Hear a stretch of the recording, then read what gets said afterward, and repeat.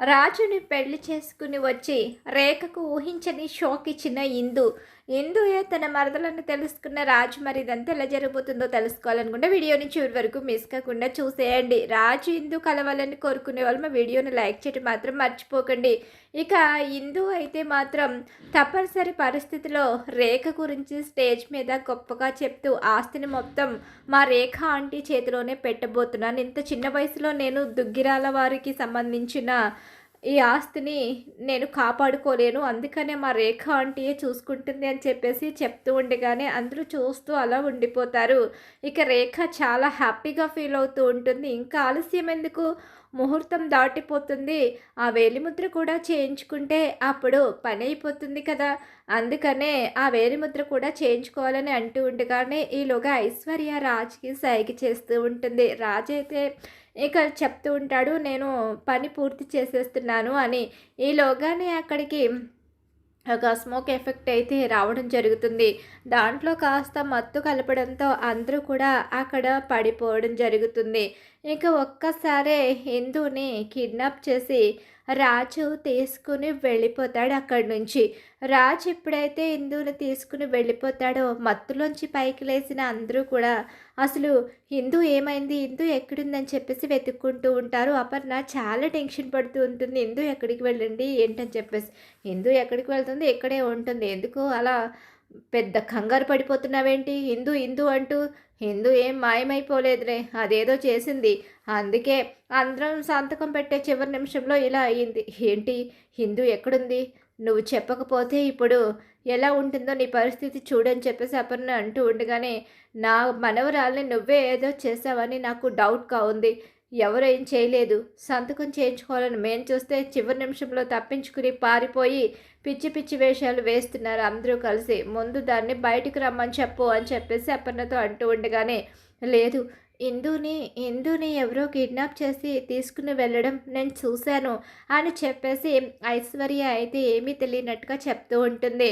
ఈలోగా ఇంకా ఇంటికి అందరూ వచ్చేసిన తర్వాత ఇందు ఏమైంది, ఎక్కడికి వెళ్ళిపోయిందని టెన్షన్ పడుతూ ఉంటారు కదా. ఈలోగా అక్కడికి ఒక ఇన్స్పెక్టర్ అయితే వస్తాడు. అలా వచ్చి, మీకు తెలిసిన వాళ్ళే ఆ అమ్మాయిని కిడ్నాప్ చేసి తీసుకుని వెళ్ళారేమో, బాగా అన్నీ తెలిసిన వాళ్ళే ఇది చేశారని అనిపిస్తుంది, పార్టీలో ఎవరైనా అనుమానంగా మీకు కనిపించారా అని చెప్పేసి అడుగుతూ ఉండగానే అందరూ కూడా గుర్తుకు తెచ్చుకుంటూ ఉంటారు. అందులోకి ఎవరో నలుగురు వ్యక్తులైతే వచ్చారు. ఆ నలుగురు కూడా అక్కడ అదే సర్వ్ చేస్తున్న మ్యాన్స్లా కనిపించారు. కానీ వాళ్ళు ఆ పార్టీ అంతా తిరుగుతూనే ఉన్నారు. వాళ్ళెవరో కూడా తెలియదు, మొహానికి మాస్కులు వేసుకుని మరీ ఉన్నారు. వాళ్ళెవరో ఏంటో ఎలా తెలుస్తుందో అర్థం కావడం లేదని చెప్పేసి అంటూ ఉండగానే, వాళ్ళెవరో ఏంటో తెలియకపోవడం ఏంటి, తెలుస్తుంది, ఖచ్చితంగా తెలుస్తుంది, పార్టీ జరిగిన ప్లేస్లో ఖచ్చితంగా సీసీటీవీ ఫుటేజ్ ఉంటాయి కదా అని చెప్పేసి సీసీటీవీ ఫుటేజ్ చెక్ చేస్తూ ఉండగానే అటు ఇటు తిరుగుతూ ఉంటారు. ఇలా తిరుగుతూ ఇక ఇందు చుట్టూ తిరగడం ఇదంతా కూడా వాళ్ళని గమనిస్తారు. ఇక స్వాతి పురమాయించిన వాళ్ళని పట్టుకుంటారు. అలా పట్టుకునేసరికి, లేదు మాకేం తెలీదు, మేమేం చేయలేదు, మా దగ్గర ఇందు లేదు, తనని మేము కిడ్నాప్ చేయలేదు అని చెప్పేసి వాళ్ళు ఎంతగానో చెప్పే ప్రయత్నం చేస్తూ ఉంటారు. కానీ ఇక ఎక్కడ కూడా మాట వినిపించుకోకుండా వాళ్ళని గట్టిగా అడిగేసరికి మా దగ్గర ఏమి లేదని చెప్పేసి వాళ్ళైతే చెప్పడంతో, వీళ్ళు కమెడియన్స్లా ఉన్నారు, వీళ్ళేం కిడ్నాప్ చేస్తారులే అని చెప్పేసి ఇక వాళ్ళనైతే ప్రస్తుతం వదిలిపెట్టేస్తారు. మరి ఇందు ఎక్కడికి వెళ్ళింది, ఇందుని ఎవరు కిడ్నాప్ చేశారని అందరూ టెన్షన్ పడుతూ ఉంటారు. ఒక పక్క అపర్ణ కూడా కంగారు పడుతూ ఉంటుంది. నా మనవరాలు ఏమైపోయింది, నా మనవరాలు ఎక్కడుంది, నా మనవరాల్ని తీసుకొచ్చి నాకు అప్పు చెప్పకపోతే మిమ్మల్ని ఎవరిని వదిలిపెట్టను అని చెప్పేసి అపర్ణ కూడా అంటూ ఉంటుంది. నా మనవరాలు ఎట్టి పరిస్థితిలోని కూడా క్షేమంగానే తిరిగి రావాలి. అపర్ణ, నీ మనవరాలు వస్తుంది, నీ మనవరాలతో అవసరం నీకన్నా నాకే ఎక్కువగా ఉంది, సంతకం పెట్టే చివరి నిమిషంలో ఇందు మాయమవడం అనేది ఇప్పుడు నాకు కూడా షాకింగ్ విషయమే, అందుకనే నేను వెతికి తీసుకొస్తాను, ఇందుని ఎక్కడున్నా సరే పట్టుకుంటాను అని చెప్పేసి ఇక అంటూ ఉంటుంది రేఖ. అయితే ఇక్కడ ఇందుకి స్పృహ వస్తుంది. అలా వచ్చేసరికి తన కళ్ళ ముందే ఆ రాజు లక్కీ ఇద్దరూ కనిపిస్తారు. అలా కనిపించేసరికి, మీరు నన్ను కిడ్నాప్ చేసి తీసుకొచ్చారా, చాలా హ్యాపీగా ఉంది, నిజంగా ఈ క్షణం మీరు నాకు చాలా పెద్ద హెల్ప్ చేశారు తెలుసా అని చెప్పేసి అంటూ ఉండగానే, ఏంటది, ఎవరైనా కిడ్నాప్ చేస్తే అరుస్తారు. అలాగే గోలగోల చేసి వెళ్ళిపోవడానికి ట్రై చేస్తారు. నువ్వేంటి హ్యాపీగా ఉందంటున్నావు? అసలేంటి నువ్వు మాట్లాడే మాటలు? మేమెప్పుడు నీకు ఎదురుపడినా పెద్ద పెద్దగా గొడవ చేసి మా అందు తప్పు లేకపోయినా మమ్మల్ని ఏదో రకంగా తిడుతూ ఉండే నువ్వు ఇంత పెద్ద తప్పు చేసి నీ ముందు నిలబడినప్పుడు కూడా నువ్వేం మాట్లాడటం లేదేంటి? ఇది హ్యాపీగా ఫీల్ అయ్యే విషయం అంటున్నావు. మాకు అసలు అర్థం కావడం లేదని చెప్పి అంటూ ఉండగానే నిజంగానే ఇది హ్యాపీగా ఫీల్ అయ్యే విషయమే. ఒక్క క్షణం లేట్ అయితే నా ఆస్తి ఆ రేఖ ఆంటీ చేతిలోకి వెళ్ళిపోయేది. నువ్వే కదా ఈ వయసులో ఈ ఆస్తిని మొత్తం నేను ఇక మెయింటైన్ చేయలేను. మా దుగ్గిరాల వారి ఆస్తి అంతా కూడా రేఖ ఆంటీ చేతిలో పెడుతున్నానని చెప్పావు. అలాంటప్పుడు మరి నీ ఇష్టపూర్వకంగానే సంతకం చేయడానికి సిద్ధపడినప్పుడు మరి ఇప్పుడు నువ్వెందుకు ఇలా ఫీల్ అవుతున్నావు అని అంటూ ఉండగానే అది నా ఇష్టపూర్వకంగా జరిగిన సంతకం కాదు. బలవంతంగా వాళ్ళు నా చేత చేయించుకుంటున్న సంతకం. నా ఆస్తిని లాగేసుకుని మమ్మల్ని రోడ్డున పడేసి మా దుగ్గిరాల వారి పరువు తీయాలన్నది రేఖ ఆంటీ కల.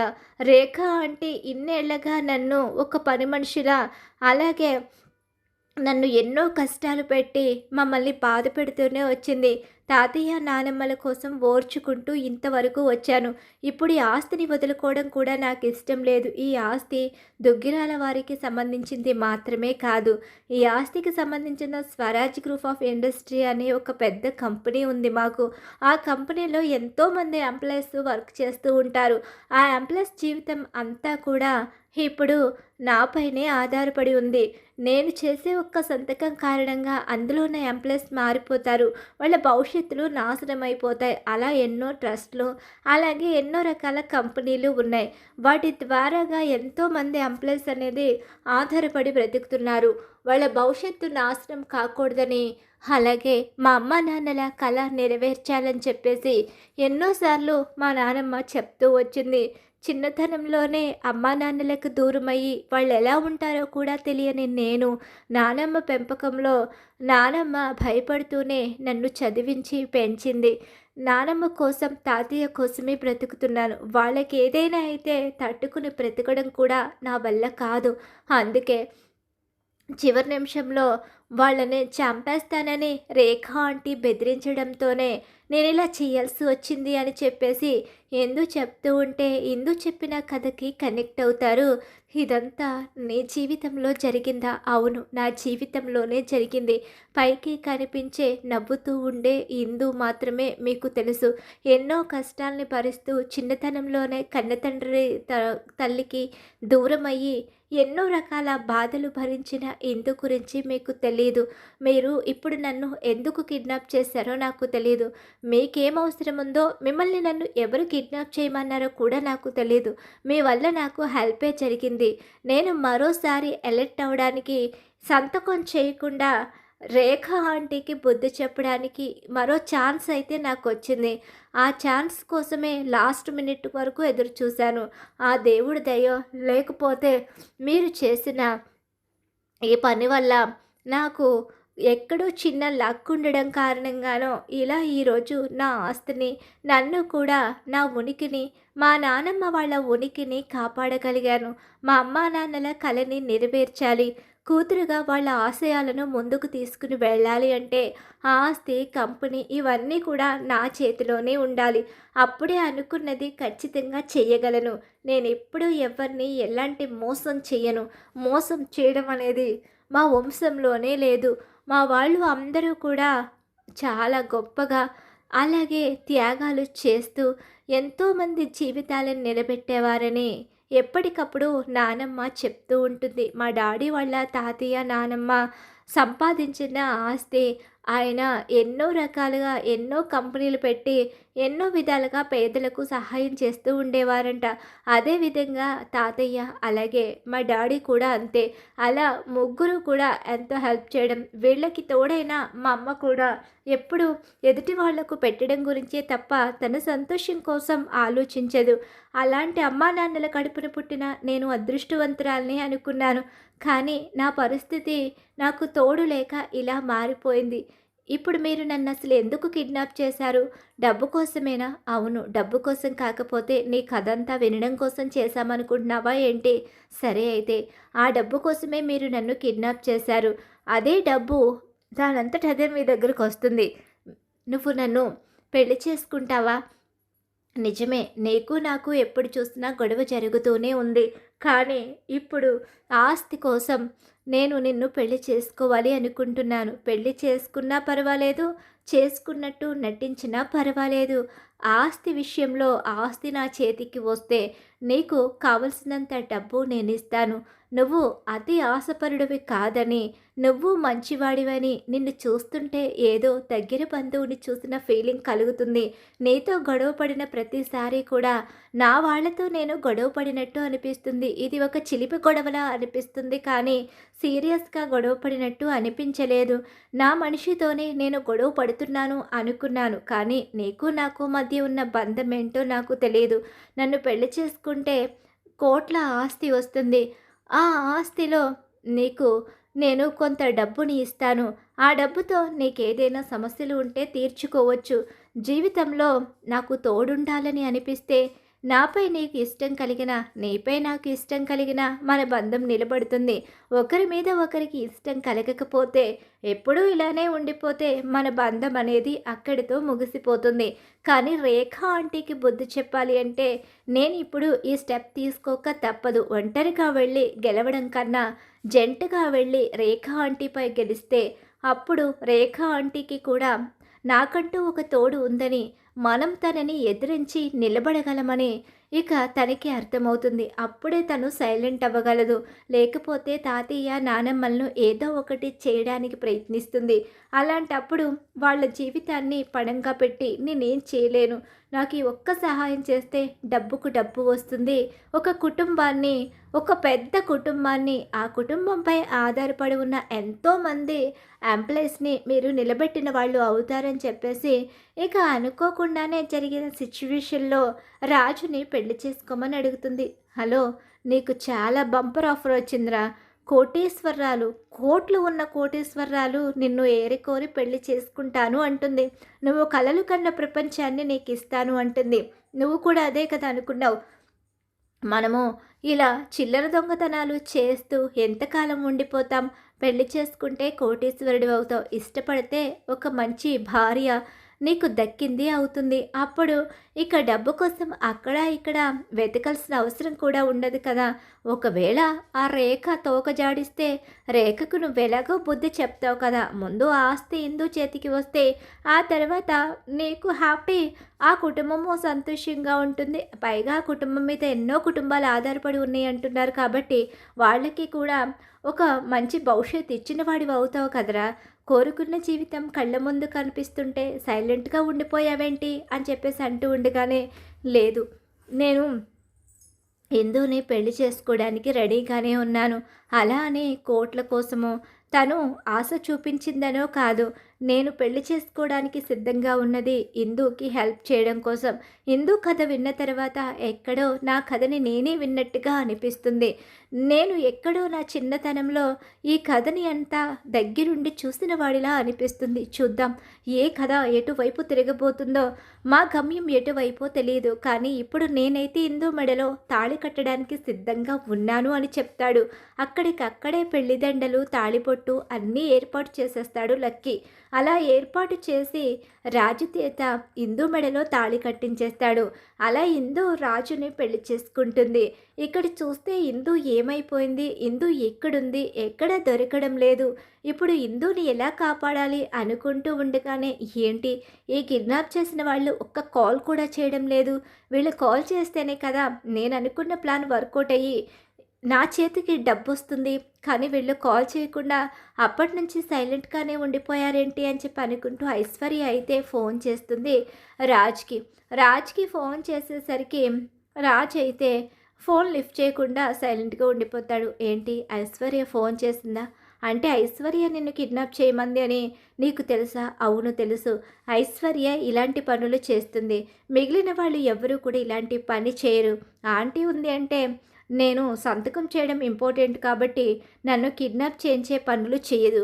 కాబట్టి ఇప్పుడున్న సిచ్యువేషన్లో ఐశ్వర్యకి డబ్బు అవసరం. సంతకం చేసే ముందు నన్ను కిడ్నాప్ చేసి డబ్బు డిమాండ్ చేస్తే రేఖ అంటే ఎంత డబ్బైనా ఇస్తుంది కాబట్టి అలా చేసిందని నా అనుమానం. నిజమే, నువ్వు చాలా బాగా గ్యాస్ చేసావు. కానీ ఇప్పుడు ఆ ఐశ్వర్యకి కూడా ఇవ్వబోతున్నాగా పెద్ద షాకు. పద వెడదాం అని చెప్పేసి బయలుదేరుతారు. ఇక్కడ ఇందు కోసం ఎంతగానో ఎదురు చూస్తూ ఉంటారు. ఇలా ఎదురు చూస్తూ ఉన్న సమయంలోనే ఊహించని విధంగా మెడలో తాళిబొట్టుతో, మెడలో పూలదండలతో ఆ ఇంటి ముందు అడుగు పెడతారు రాజు అలాగే ఇందు ఇద్దరు కూడా. అలా అడుగు పెట్టేసరికి రేఖ రేఖ అంటూ పిలుస్తూ ఉంటుంది భ్రమరాంబ. అలా పిలిచేసరికి ఒక్కసారి రేఖ రాజు అలాగే ఇందుని చూసి నిర్ఘాంతురాలైపోయి ఉండిపోతుంది. మనవరాలి కోసం ఎదురు చూస్తున్న అపర్ణకి ఊహించని షాకే ఎదురవుతుంది. మనవరాలి పక్కన ఉన్న మనవడిని చూసుకునేసరికి ఇక అందరూ కూడా ఆశ్చర్యపోతూ చూస్తూ ఉండిపోతారు. ఇందు అంటూ దగ్గరికి వెళ్ళి, ఎంత పని చేశావే, తెలివి తక్కువ దానివి, అమాయకురాలివి అనుకున్నాను. కానీ వెళ్ళి నువ్వు వీడిని పెళ్లి చేసుకుంటావా? అసలు ఏంటి అపర్ణ ఇదంతా నీ ప్లానేనా? ఏంటి అసలు నానమ్మ ఏం చేసిందని? నానమ్మ మీతో పాటు మీ దగ్గరే ఉంది.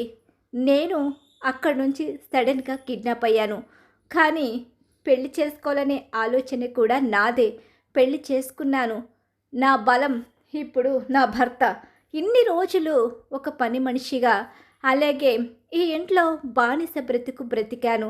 నానమ్మ తాతయ్యల కోసం ఆలోచించి వాళ్ళు ఏమైపోతారో అన్న భయంతో చివరికి కోట్ల ఆస్తిని, ఎంతోమంది భవిష్యత్తుని మీ చేతిలో పెట్టాలి అనుకున్నాను.